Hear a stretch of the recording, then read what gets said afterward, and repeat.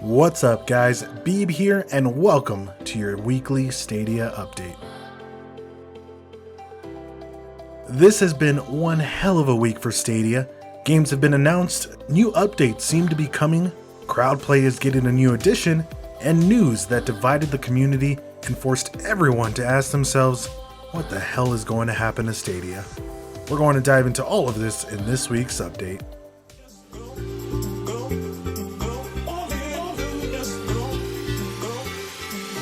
I want you to jump like you trying to... EA has finally announced that on March 17th of this year, Stadia will release FIFA 21.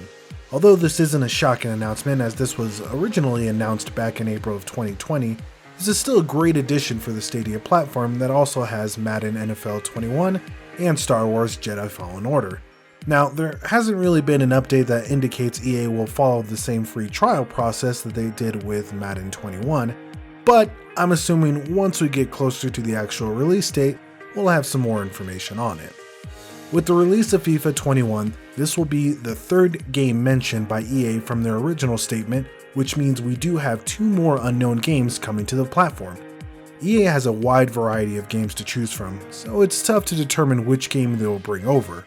However, on February 2nd, a tweet was sent by the Apex Legends news team saying, EA says there are still other platforms around the world that Apex Legends could come to after mobile and Switch. Now who knows if Stadia will be one of those platforms, but if I was a betting man, I would imagine that we would see Apex coming later this year. Regarding the last game to come to Stadia, there's been no speculation of what else could come, but if I had to ask for a game, I would love to see either Battlefield or even perhaps Mass Effect.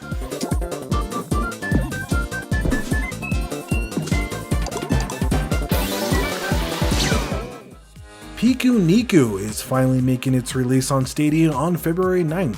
The game was originally supposed to be released last month, but it made the wise decision of not competing with Hitman 3 and moved to a later date. Pikuniku is developed by Devolver Digital and it is a wacky puzzle adventure. You take control of Piku, a long-legged red thing that accidentally breaks the town bridge and is then labeled as a ghastly beast of legends.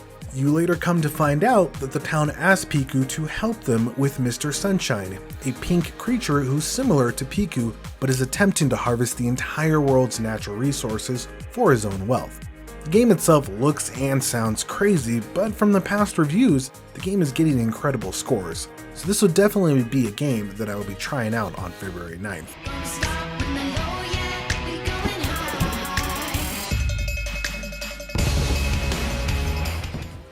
Creda is making news this week as it is announced that crowdplay will be available on February 10th.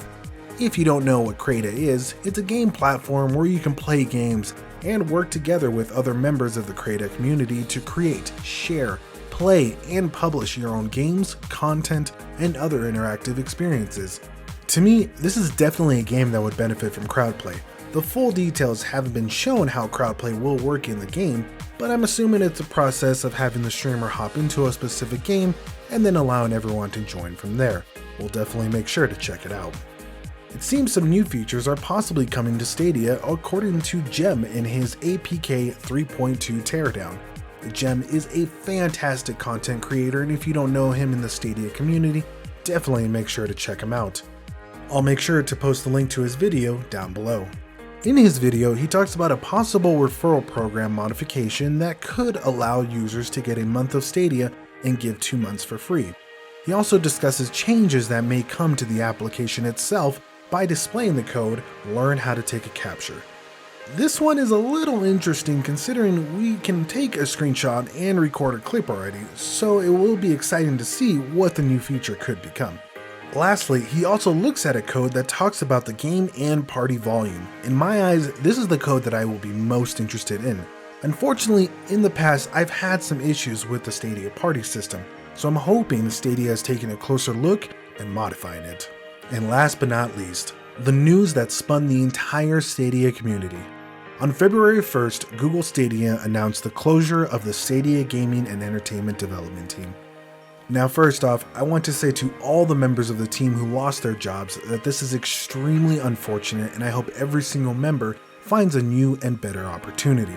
What this news is saying is Google Stadia will no longer invest in first-party exclusive games. Instead, Google will expand to help third-party game developers and publishers to take advantage of the platform's technologies.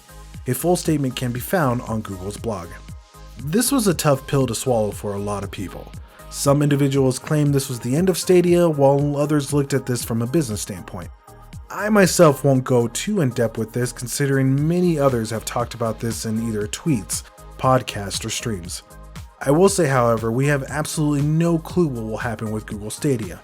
In my eyes, we've been wanting for big AAA titles to come to Stadia, but haven't really gotten a ton of them. I think with them investing in third-party developers, this will allow Stadia to obtain more of these big titled games.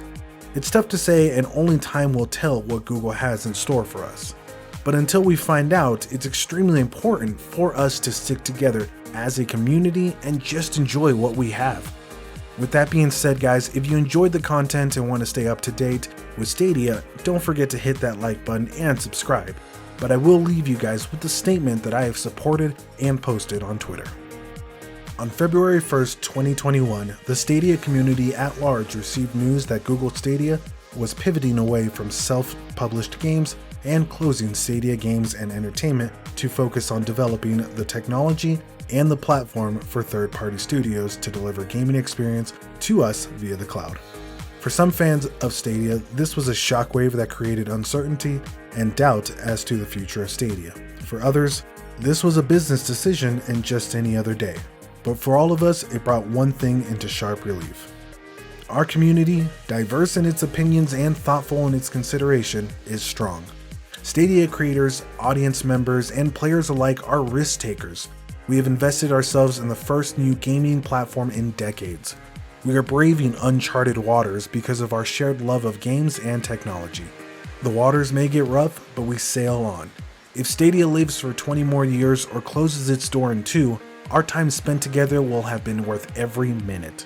Every live stream, every tournament, every roundtable, every podcast, every community, play along, and Super Saturday and Bash and beyond have been moments of fun and excitement, making memories we share. We content creators, journalists, and supporters of Stadia will continue to be here, sharing our love of gaming with all of you, whether that is on Stadia or on another cloud and traditional platforms. And our family will continue to grow, for we are a family. We might not always get along, but we'll fight like hell against those that want to see our family falter.